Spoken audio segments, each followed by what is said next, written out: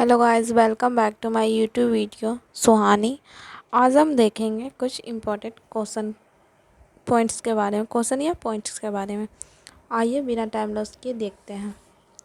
Cement प्रमुख रूप से एल्युमिनियम सिलीमेट और कैल्शियम सिलीमेट का मिश्रण है।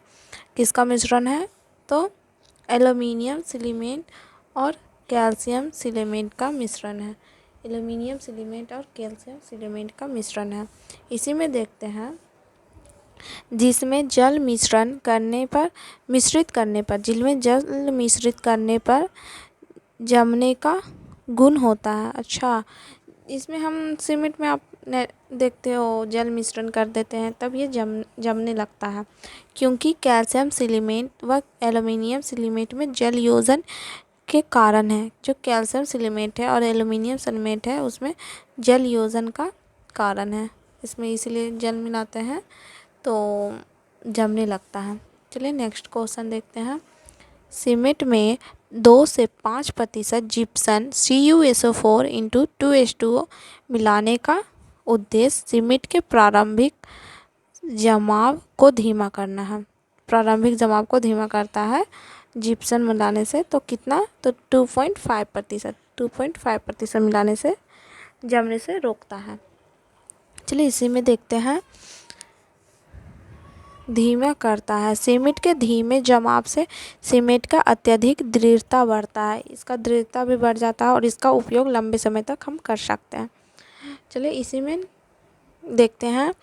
सीमेंट उत्पादन संयंत्र को चूना पत्थर, चिकनी मिट्टी, जिप्सम CuSO4 × 2H2O की आवश्यकता होती है। जो सीमेंट उत्पादन यंत्र है, जो यंत्र है सीमेंट उत्पादन यंत्र, उसमें किसका किसका आवश्यकता होता है? तो चूना पत्थर, चिकनी मिट्टी और जिप्सम का आवश्यकता होती है। इसका सूत्र है जिप्सम की आवश्यकता होती है।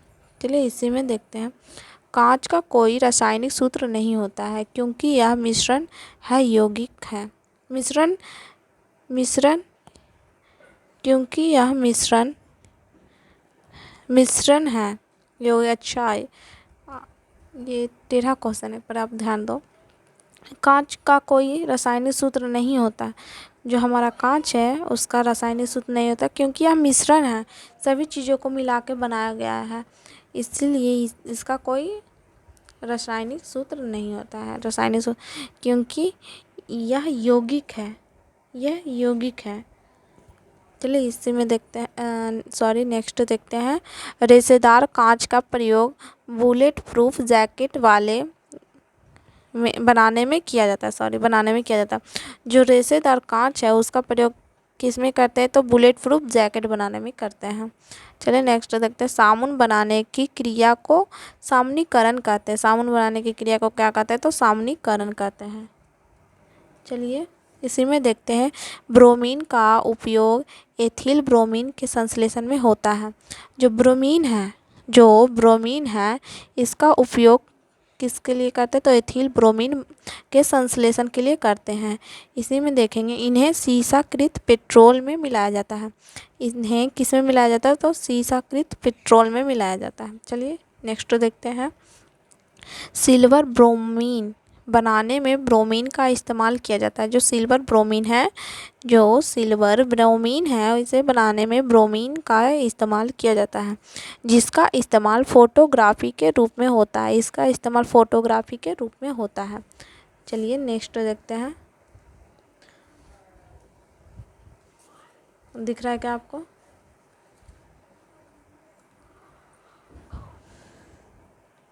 नॉन स्टिक इसी का इंग्लिश लिखा हुआ है।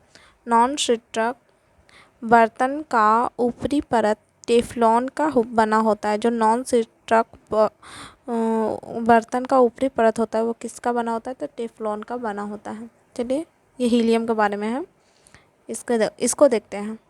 यह एक अज्वलनशील तथा हल्की गैस है। अज्वलनशील के साथ साथ हल्की गैस है।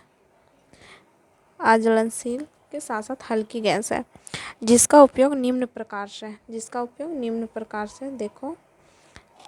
गुब्बारों में हवा भरने में, जो गुब्बारे होते हैं उसमें हवा भरने में हीलियम का प्रयोग करते हैं।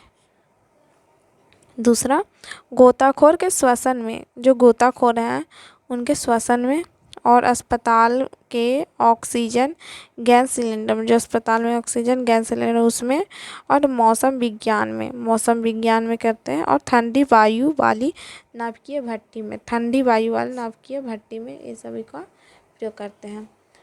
ये हो गए आपके कुछ इम्पोर्टेंट पॉइंट्स। ऐसे ही वीडियो पाने के लिए देखने के लिए आप हमारे चैनल को लाइक, सब्सक्राइब, कमेंट एवं शेयर ज़रूर करें। Thanks for watch this my video. Thank you.